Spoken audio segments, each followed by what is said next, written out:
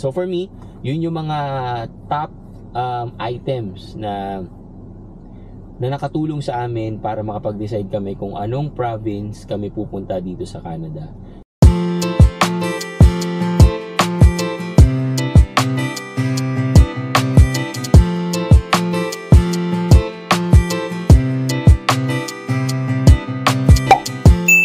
Okay, baba tayo at punta tayo sa karate class ng boys.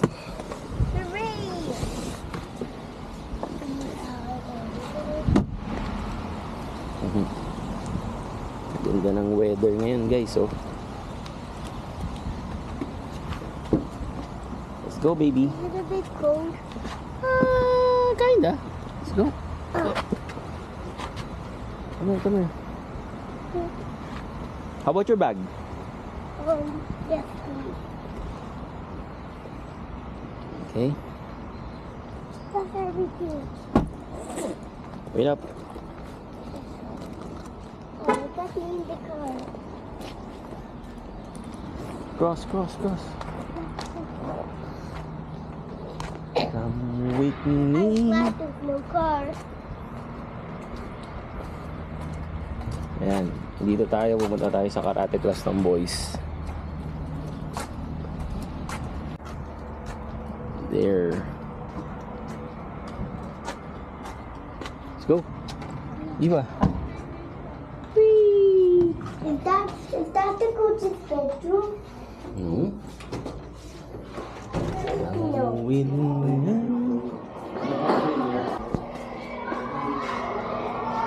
go.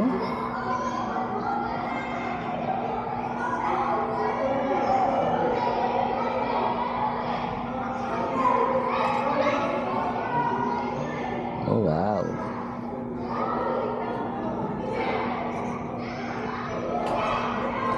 Hey guys, good afternoon guys. So we are done with the karate lessons ng mga kids. So pauwi na ulit kami. So habang pauwi tayo ng bahay, let's discuss something very important, guys. So ang isa sa mga importanteng details kapag pupunta na kayo dito sa Canada is, of course, or bago kayo pumunta ng Canada, is to discuss with your family, especially kung family kayo na pupunta dito, is of course saang province kayo pupunta, di ba? Kailangan nyo makapag-decide kung ano yung magandang province na fit sa mga needs nyo, or kahit once, di ba? So i-share ko sa inyo, guys, kung paano kami nag-decide na family, especially my wife, kung paano namin pinili ang British Columbia or BC dito sa Vancouver para dito kami magstay. Ano yung mga factors kung bakit namin pinili ang British Columbia over like Manitoba, Calgary, right? So bakit namin mas pinili ang British Columbia over those places, right? Okay, so number one, guys, is weather, right? Mataas ang cost of living dito sa British Columbia, also because for me it's about the weather, guys. Kasi kung makikita nyo ngayon sa background ko, guys, maganda ang sikat ng araw. We are ang season namin ngayon is spring, right? So talagang feel mo na talaga na spring, no? Hindi katulad sa mga ibang province.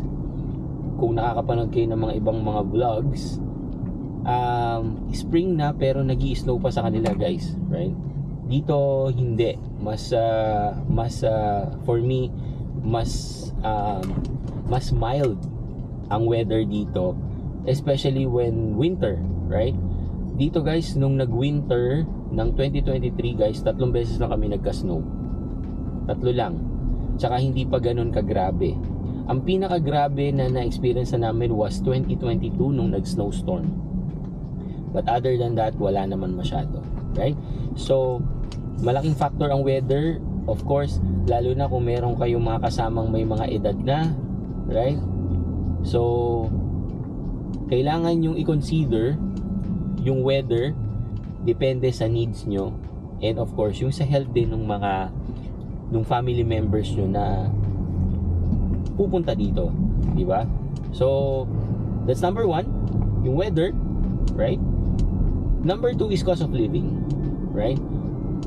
Again, for me, nung nandun ako sa Pilipinas, of course, factor yan, right? Factor ang cost of living. Pero tandaan nyo guys, pag nandito na kayo at kumikita na rin kayo ng Canadian dollars, of course hindi na kayo mafe-feel nyo na hindi nyo na kailangan mag-convert, right?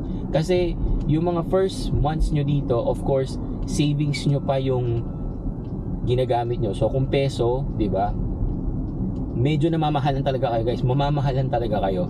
Pero guys, pag yung kumikita na kayo ng Canadian dollars, medyo maluwag na sa pakiramdam, no? Yung paggastos and everything. So hindi nyo na masyado mararamdaman. That's just for me lang naman, no? And then so yes, kailangan yung pag-usapan ng cost of living at first. Pero again, pag nakabuelo na kayo, no, hindi nyo na masyado mararamdaman din, right? That's number 2. Number 3, this is for me is the very important part or deciding factor ng pagpili ng province, right? Is kailangan guys, piliin nyo yung province na magbibigay sa inyo ng mga chances para sa work, right? At naka-align sana doon sa skill set na tinapos nyo. Let's say ang isang province is renowned or mas kilala sa mga trabaho na linya sa pagbo-butcher. Of course ako, na tapos ako ng IT at IT yung work ko sa Pilipinas. Of course, pwede pa rin akong pumunta dun sa mga province na yon. But again guys, mababa yung chance ko to get a job, right? Na linya dun sa aking work, right? So kaya din namin pinili ang British Columbia kasi we know na malaki ang chance for me na makakuha agad ng work related to my skill set, right? So dapat yung pipiliin nyo na province, or kung kaya, is related or maraming trabaho related do sa skill set na meron kayo. Yan. So napaka-importante niyan guys. So hindi lang dahil mura yung cost of living, doon na kayo pupunta guys. Ang daming nagkakamali sa ganyan na in the end, dahil wala na silang makuhang work kung saang province sila pumunta, kasi nung una sabi nila, oh sige, dito lang tayo pumunta kasi mura, di ba? Pero hindi nila nare-realize yung long term, di ba? So mura nga, pero wala ka namang chance or hindi ka mabibigyan ng chance na magawa yung trabaho na tinatrabaho mo kung saan ka galing. So in the end, baka lumipat ka lang din ng province. So why not sa una pa lang, kung kaya mo naman, targetin mo na yung province na gusto mo, depende rin doon sa skill set na meron ka, right? And okay, so next one is yung network, right? Network in terms of sana meron kayong kakilala dito. Hindi kailangan na family or what, kahit yung friend lang na pwede mong mapagtanungan, no? Kasi guys, isa sa mga ina-advise ko na mga magpupunta dito, at least meron na kayong pupuntahang bahay or meron na kayong marerentahan na bahay bago pa kayo pumunta dito. Kasi guys, pag walang ganun, dalawa lang naman ang option nyo. It's either mag Airbnb kayo or mag hotel, and guys, napakamahal nun, diba? So why not, nasa Pilipinas pa lang kayo, kung kaya nyo nang i-secure yon, mas okay. So sa amin, ganun ang nangyari. So naganap ako sa Facebook Market, and then I have a friend here na siya na yung tumingin ng bahay, siya yung initial na nakipag-usap dun sa owner, diba? Para lang to secure na meron talagang bahay guys, kasi dito guys, marami ding scammer dito, no? So kailangan nyo rin mag-ingat, right? So At saka pag may, yun nga, pag may network kayo dito, kung meron kayong mga kakilala, pwede kayong matulungan guys yung mga important details na kailangan nyo sa simula, like saan ang train station, saan ang bus stop, saan ang Service Canada, saan ang kuha ng driver's license, yung mga ganung bagay guys. I know available lahat yan sa internet, but maganda pa rin na merong, you know, meron kayong mapapagtanungan ng mga lokal na nandito. So yan, so yan yung about sa network, no. And then isa pang importante is yung environment and safety, right? So syempre kailangan mo makapili ng lugar, diba, dito sa Canada na swak din dun sa inyo as a family, no. At saka yung magagawa mo rin yung mga bagay na gusto mo. Kasi guys, yun din naman ang purpose kung bakit din tayo nagpunta dito sa Canada. Kasi ang Canada is napakagandang lugar. Ang dami mong pwedeng gawin dito. So let's say mahilig ka sa nature, di ba? Or gusto mong magbike, gusto mong mag-sports. So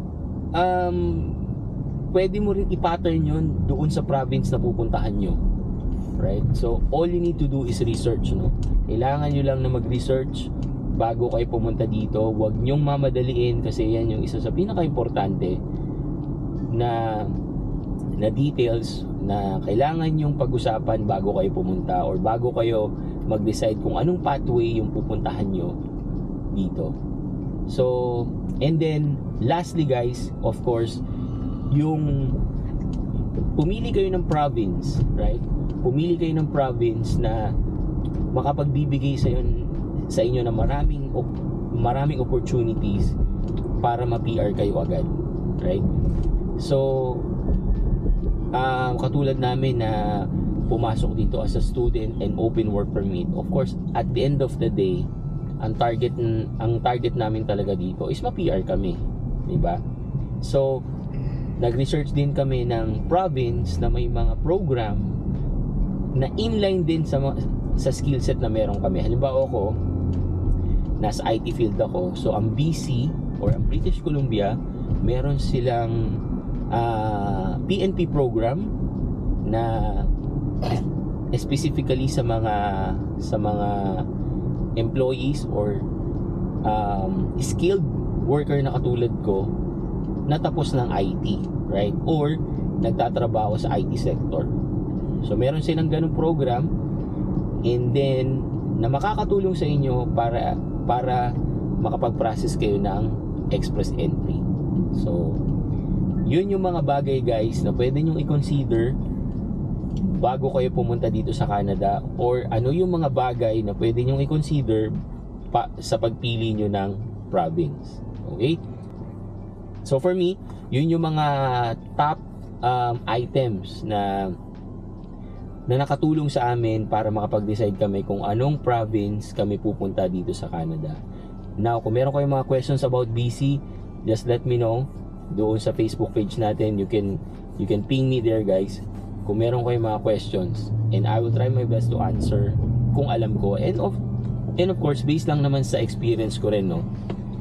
Of course kapag hindi ko alam yung sagot, well, you know, hindi tayo manghuhula, right? So yung mga i-share ko sa inyo guys is yung na-experience ko lang. Alright? So again guys, thank you again for watching. Peace.